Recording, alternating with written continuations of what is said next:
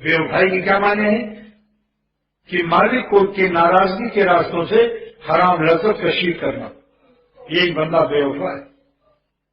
اللہ کی روٹی کھا کر، اللہ کی بوٹی کھا کر، گوشت روٹی کھا کر لنگوٹی کی حفاظت نہیں کرتا، آنکھوں کی حفاظت نہیں کرتا۔ جس نے آنکھ نہیں بچایا اس کی شرمگاہ نہیں بچ سکتی۔ آج میں صحیح بکرے کی ماں کب تک خیر منائے گی؟ ایک نہ ایک دن قربانی ہو جائے گی۔ جس نے آنکھ نہیں بچایا کسی نہ کسی حسین کے چکر میں آ سکتا ہے، ہر وقت اس کی زندگی اور آبرو خطرے میں۔ بس میری بات سن لو، یہی ایک بات جو 100 بات کی ایک بات ہے کہ اللہ والے بن جاؤ۔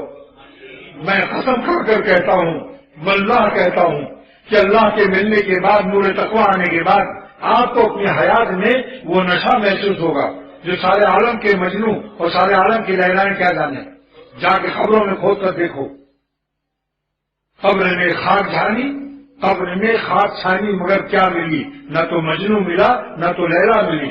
ہاں مگر اہل دل ایسے خوش بخت ہیں، ہاں مگر اہل دل ایسے خوش بخت ہیں جن سے اختر مجھے راہ مولا ملی۔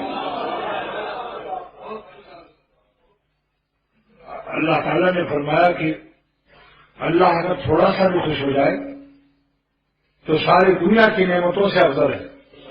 اس لیے ہر نیک عمل سے خوش رکھو، کسی گناہ سے ناخوش نہ کرو۔